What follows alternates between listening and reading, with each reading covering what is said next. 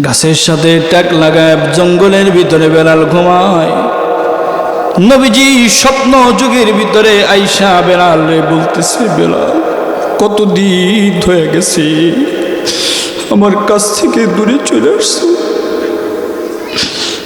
বেলাল তোমার কি একটু মন চায় না আমার কাছে এসে আমার একটু সালাম জানাইতে? বেলাল তোমার কি একটু মন চায় না আমার রওজার পাশে যে একটু দুরূদ পড়তে? বেলাল আমার রওজার পাশে আইসা একটু দাঁড়াও। তুমি বেলাল যদি আমার রওজার পাশে দাঁড়াও আমার কলিজাটা ঠান্ডা হয়ে যায়। হযরতে বেলাল ঘুম থেকে জাগ্রত হওয়ার সঙ্গে সঙ্গে নবীজির স্বপ্নের কথা মনে পড়ে গেছে। আর দেরি করেন নাই, সঙ্গে সঙ্গে সেই সিরিয়া থেকে হেঁটে হেঁটে হেঁটে হেঁটে বেলাল মদিনার জমিনে চলে আসছে। হ্যাঁ মুসলমান নবীর উম্মতের দল, এই হযরতে বেলাল নবীজির ইন্তেকালের পর বেলাল মদিনার জমিনে হাঁটলেই বেলালের চোখ থেকে ওয়াজরে পানি বের হয়।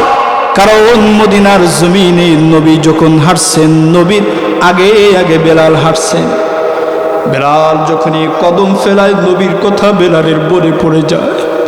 এজন্য বেলাল হাঁটে আর চোখের পানি ফেলে কান্না করে। বেলাল সিদ্ধান্ত নিয়ে নিছে এই মদিনার জমিনের ভিতরে থাকলে আমার শুধু নবীর কথা মনে হয়, আমি আর এই জমিনে থাকতে চাই না, দূরে কোথাও চলে যাব।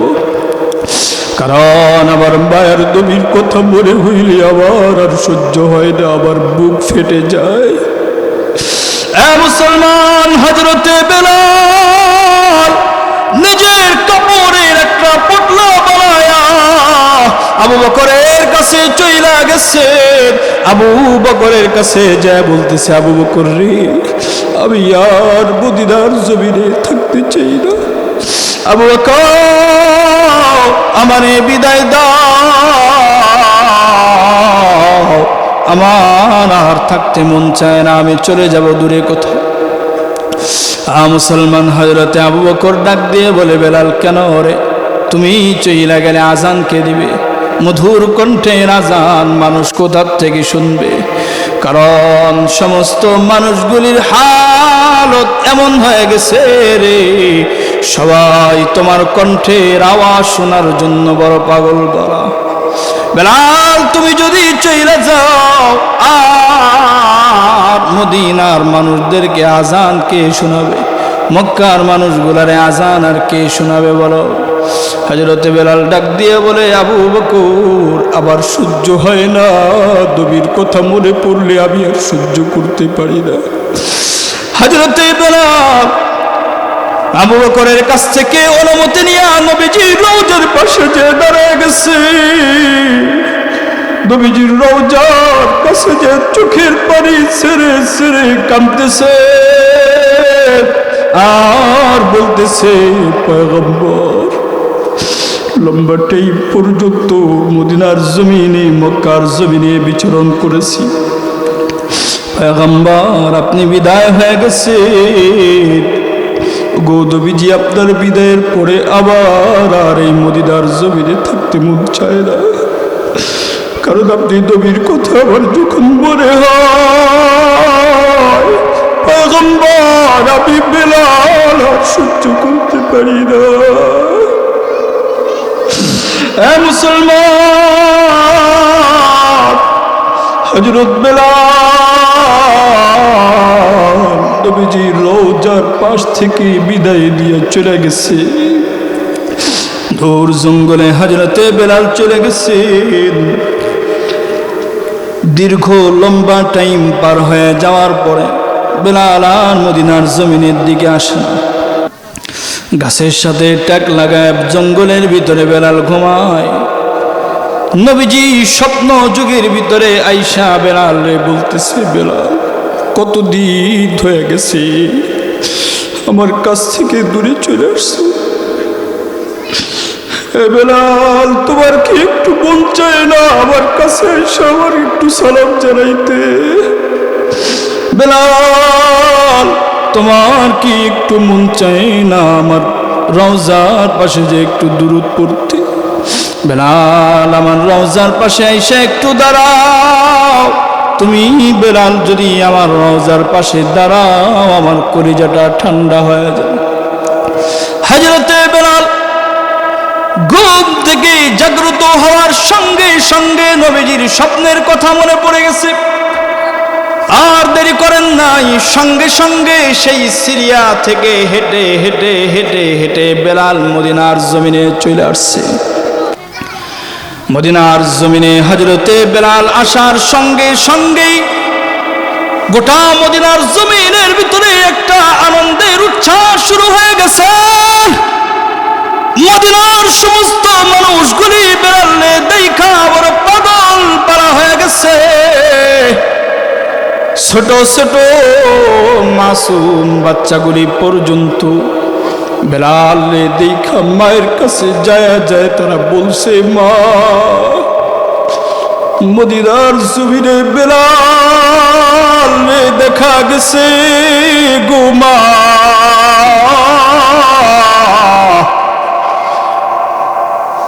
নবীজির মুয়াজ্জিন বেলাল যেহেতু মদিনার জমিনে দেখা গেছে, মুয়াজ্জিন যেহেতু দেখছি, মা ইমামও মনে হয় দেখা যাবে।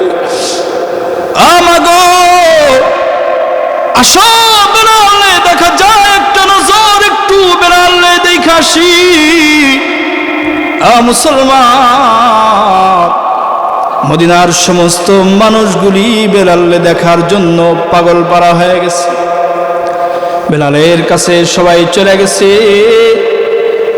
জিজ্ঞাসা করে, বেলাল, কতদিন হয়ে গেল তোমার কণ্ঠের আজান আর শুনতে পাই না, কোথায় গিয়েছিলা বলো? হে মুসলমানের সন্তান, হযরতে বেলালকে এক পর্যায়ে সাহাবায়ে কেরাম বললেন, বেলাল একটু আজান দাও, বড় শুনতে মনে চায়। নবীজির ইন্তেকালের পরে তোমার কণ্ঠের আজান অল্প কিছুদিন শুনেছিলাম, আজকে লম্বা টাইম হয়ে গেছে, তোমার কণ্ঠের আজান আর শুনতে পারি না। বেলাল, আবার একটু আজান দাও গো, তোমার কণ্ঠের আজান আমাদের শুনতে মনে চায়। হযরতে বেলাল আজান দেওয়ার জন্য কোনোভাবেও রাজি হয় না।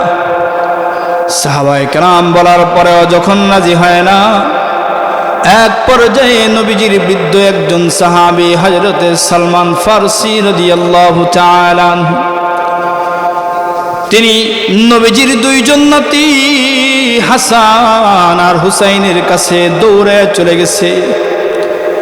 ইতিমধ্যেই হাসান হুসাইনের কানে খবর চলে গেছে নবীজির মুয়াজ্জিন বেলাল আবার মদিনায় আসছে। দৌড়ে হযরতে সালমান ফারসি চলে গেছে, হাসান আর হুসাইন তাড়াতাড়ি আসো, বেলাল আসছে। সবাই আজান দিতে বলতেছে, দেয় না, যদি তোমরা বলো হয়তো বা বেলাল আজান দিবে। হাসান হুসাইনের কাছে যে যখন বলছে, হাসান হুসাইন তাড়াহুড়া কইরা চলে আসছে। এই সেই বেলালে বলতেছে, বেলাল, নবীজি চলে যাওয়ার পরে তোমার কণ্ঠের আজান শুনে শুনে শুনে শুনে নিজেদেরকে সান্ত্বনা দিতাম, কারণ তোমার কণ্ঠের আজান শুনলেই আমাদের দিলের ভিতরে প্রশান্তির হাওয়া বাতাস বইতে থাকতো, দিল ঠান্ডা হয়ে যেত। নবীকে হারায় যতটা না ইয়াতীম হয়েছিলাম, তার চাইতে বড় বেশি ইয়াতীম হয়ে গিয়েছি ওই দিন যেদিন তুমি মদিনা ছেড়ে চলে গেছো। হাসান আর হুসাইন আইসা বলছে, বেলাল, তোমার সেই কণ্ঠের আজান একটু শুনতে চায়, আজানটা একটু দাও, আমাদের বড় ইচ্ছা হয়। হযরতে বেলাল যখন দেখলেন যে নবীজির দুইজন নাতি হাসান আর হুসাইন অনুরোধ করেছেন, তাদের চেহারাটা এমন ছিল, বিশেষ করে হযরতে হুসাইন রাদিয়াল্লাহু তাআলা, তার চেহারা ছিল হুবহু পয়গম্বর নবীজির চেহারা যেমন ছিল, হযরতে হুসাইনের চেহারাও সেম টু সেম ছিল। বেলাল যখন হাসান এবং হুসাইনের চেহারার দিকে তাকাইছে, দেখে মায়ার নবীর চেহারা বেশি উঠে। বেলাল মনে মনে বলে, এখন যদি আমি আজান না দেই মায়ার নবী হয়তো আমার উপরে বেজার হয়ে যাবে। হযরতে বেলাল আজান দেওয়ার জন্য দাঁড়ায় গেছে। আজান যখন হযরতে বেলাল শুরু করেছেন, আজানের ভিতরে আশহাদু আন্না মুহাম্মাদুর রাসূলুল্লাহ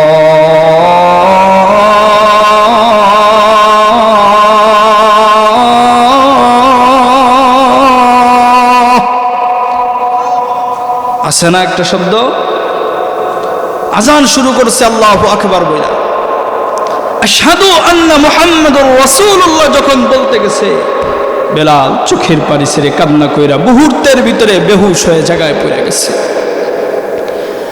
বেলালকে যখন হুঁশ ফেরানো হলো, জিজ্ঞাসা করা হলো, ও ভাই বেলাল, আজান দিতেছিলা, হঠাৎ করে বেহুশ হয়ে কেন পড়ে গেলা, কি কারণ?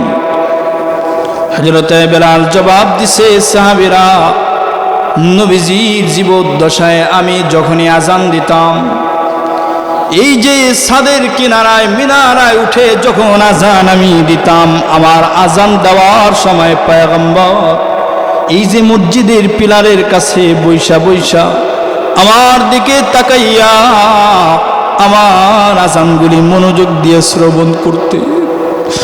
আমি আজকে যখন আজান দেই, মুহাম্মদ শব্দ বলার সাথে সাথে আমি পিলারের দিকে তাকাইলাম, দেখি আমার মায়ার নবী রাহমাতুল লিল আলামিন আর দেখা যায় না। আমি যখন নবীকে দেখতে পারি নাই, আমি আর নিজের কন্ট্রোল করতে পারি না। এজন্য আমি চোখের পানি ছেড়ে নিজের হিতাহিত জ্ঞান হারাইয়া মুহূর্তের ভিতরে পড়ে গেছি। মুসলমান ভাইরা, নবীর প্রতি মহাব্বত আর ভালোবাসা কেমন ছিল সাহাবায়ে কেরামের? এজন্যই কবি বলে, মহাব্বত এক আজীব শাই হ্যায়, বয়া করনা নামুমকিন হ্যায়, न खाता है न पीता है, न जीता है न मरता है। हे रसूल তোমায় ভালোবাসি,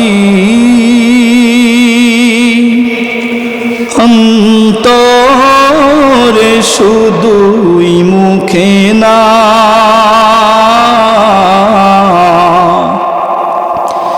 জান্নাতের আশায় নাই হে রাসূল, জাহান্নাম কেউ ডরি না। ভালো লাগে? হ্যাঁ, কোনো আওয়াজ নেই তো আপনাদের, সারা শব্দ নেই। সবাই একটু আগায় আসেন, উঠেন না ভাই, মনোযোগ সরে যায়। একটু আগায় বসেন, সবাই একটু মজমাটা জমায় বসেন ইনশাল্লাহ। আসেন। হে রাসূল তোমায় ভালোবাসি,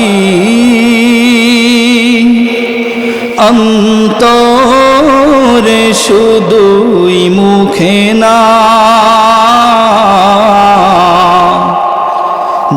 জান্নাতের আশায় নাই হে রাসূল, জাহান্নাম কেউ ডরি না, জান্নাতের আশায় নাই হে রাসূল, জাহান্নাম কেউ ডরি না।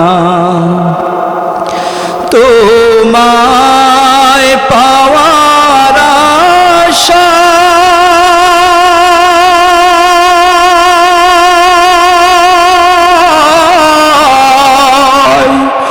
মন ছুটে যায় মদিনা,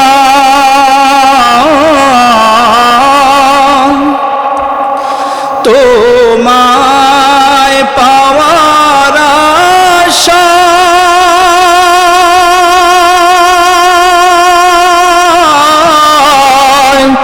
মন ছুটে যায় মদিনায়, এই আশিকে দিদার দাও না।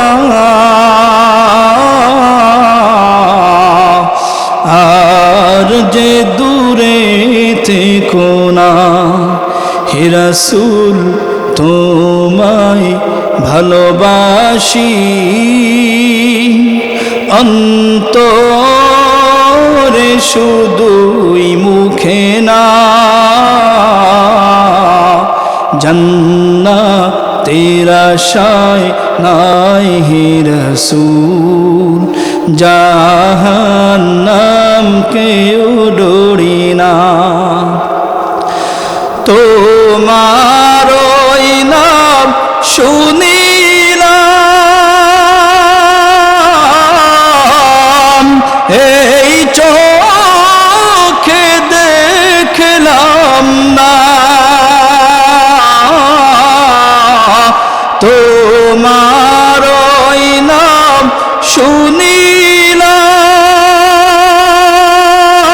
শুনিলাম এই চোখে দেখলাম না এই সুর যদি শুনে থাকো মোরে খাবে দেখা দাও না এই সুর যদি শুনে থাকো মোরে খাবে দেখা দাও না হে রাসূল তোমায় ভালোবাসি অন্তরে শুধুই মুখে না জান্নাতের আশায় নাই হে রাসূল জাহান্নাম কেউ ডরি না রাসূলকে ভালোবাসার দরকার আছে না নাই কথা বলেন আছে না নাই